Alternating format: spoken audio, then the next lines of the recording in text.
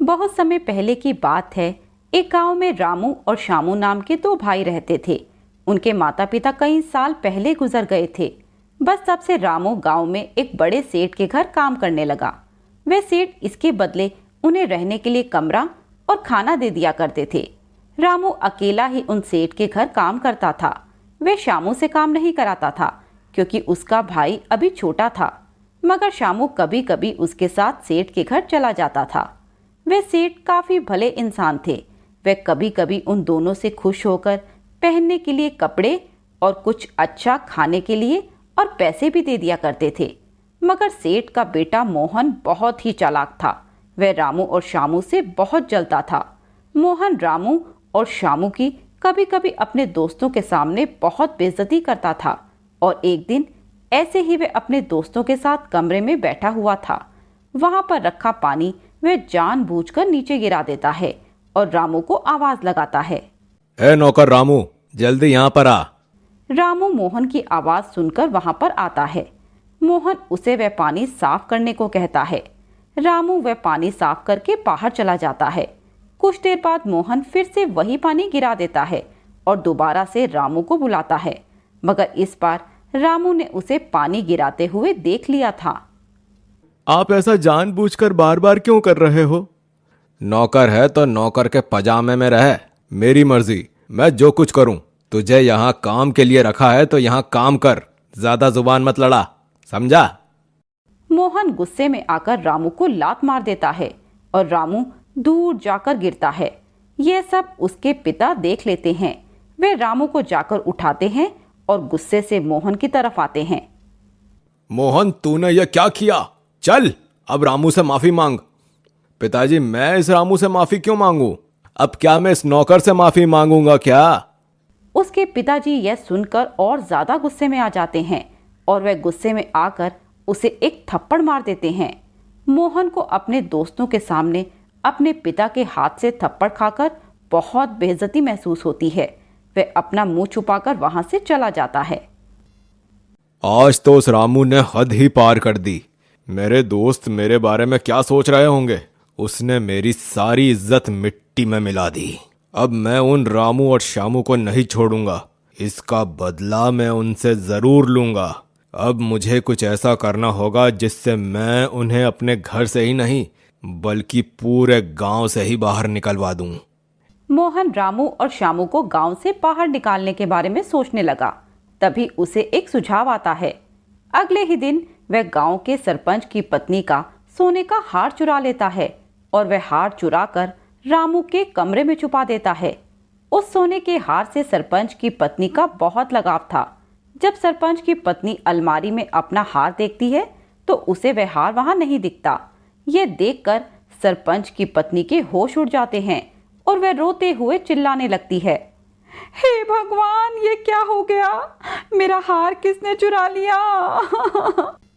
सरपंच अपनी पत्नी की आवाज सुनकर उसके पास दौड़ा दौड़ा आता है। सरपंच की पत्नी उसे जब ये बात बताती है तो सरपंच गुस्से में आ जाता है। किसी की इतनी मजाल कि सरपंच के घर में चोरी करे? अगर वो चोर मेरे हाथ लग गया तो मैं उस चोर को छोड़ूंगा नहीं।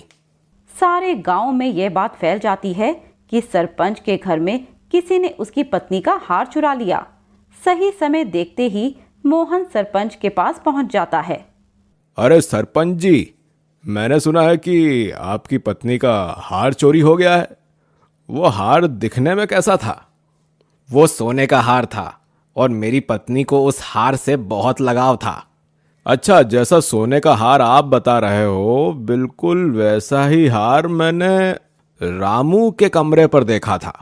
मुझे तो लगता है उस रामू ने ही आपकी पत्नी का हार चुराया है। क्या? क्या तुम सच कह रहे हो? हाँ हाँ, मैं सच कह रहा हूं। अगर यकीन नहीं होता तो चलिए मेरे साथ।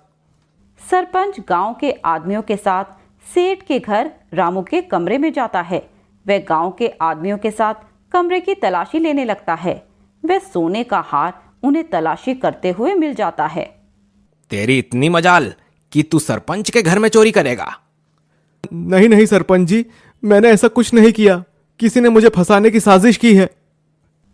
आज इन्होंने आपके घर में चोरी की है, कल हमारे घर पर करेंगे। हम ऐसे चोरों को अपने गांव में नहीं रख सकते। इन्हें गांव से बाहर निकाल देना चाहिए। सरपंच को भी ये बात सही लगती है। सेठ रामू और शामू के कमरे के बाहर भीड़ लगी देखते हैं तो वे वहां जाते हैं।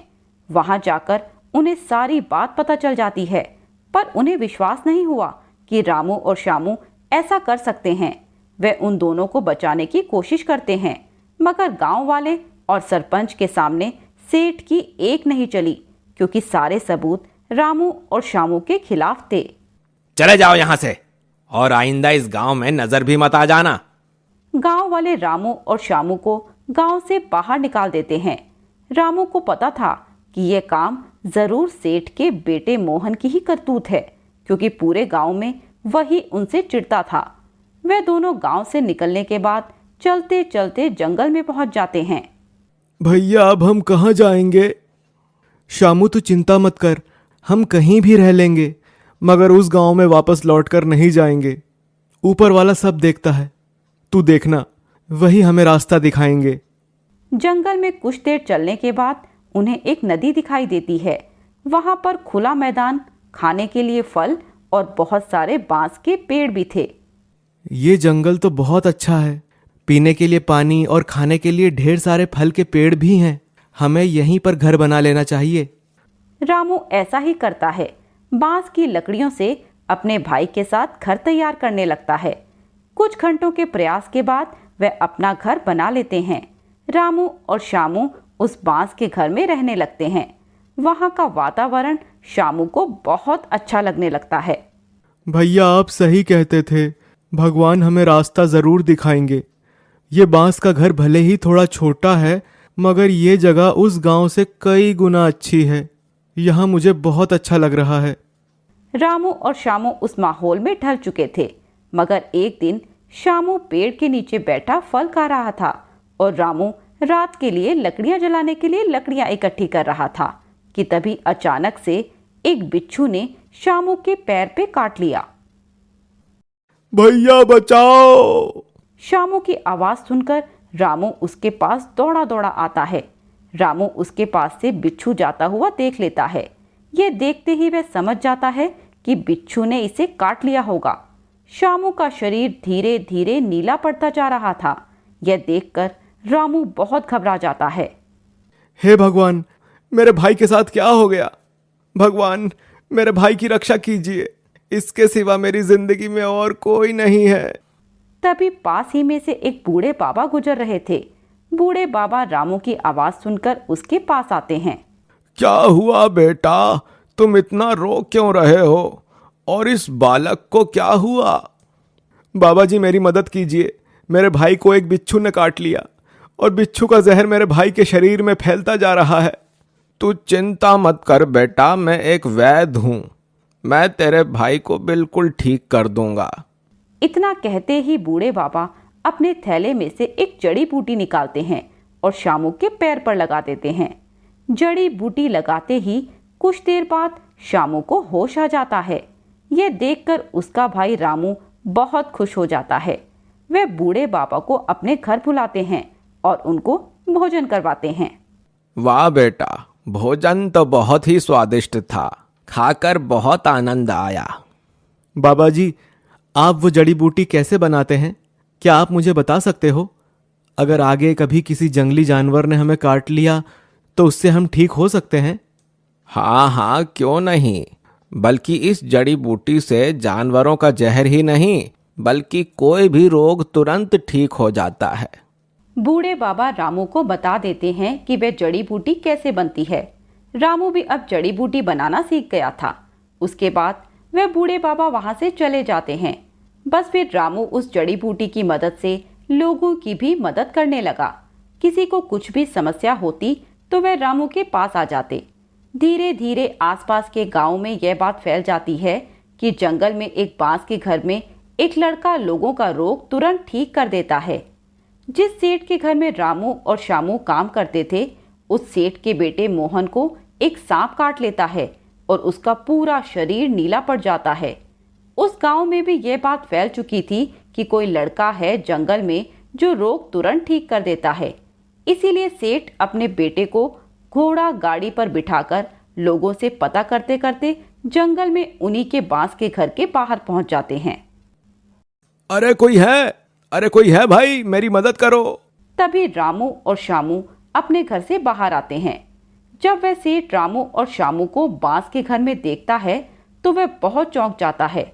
उन्हें पता चल जाता है कि रामू ही लोगों की मदद करता है और लोगों को ठीक करता है। तो वे उन दोनों के आगे हाथ जोड़ने लगते हैं। मेरे बेटे को बचा लो, उसकी जान खतरे में है। नहीं भैया, आप ऐसा मत करना। आपको पता है ना कि वो मोहन कितना चालाक था। उसने आपकी और मेरी कितनी बेइज्जती की है। उसी की वजह से हम गांव से बाहर निकाल दिए गए थे। अब आप उसी की मदद करोगे? हाँ शामू, तुम बिल्कुल सही कह रहे हो, मगर हमें कभी भी अपनी इंसानियत नहीं भूलनी चाहिए। रामू दिल का बहुत साफ था। इतना सब होने के बाद भी वह मोहन की मदद करता है। वह अपनी जड़ी बूटी मोहन के शरीर पर लगा देता है और मोहन कुछ ही देर में बिल्कुल ठीक हो जाता है। जब मोहन को पता चला कि उन्हीं की वजह से उसकी जान बची है तो वह उसके सामने माफी मांगने लगता है। उसे अपनी गलती का एहसास हो गया था। सेठ रामू और शामू को वापस अपने साथ गांव लौटने को कहते हैं, मगर वह दोनों वापस जाने से मना कर देते हैं। अब वे दोनों अपना बाकी का जीवन उसी बांस के घर में गुजारते हैं और लोगों की मदद करते हैं।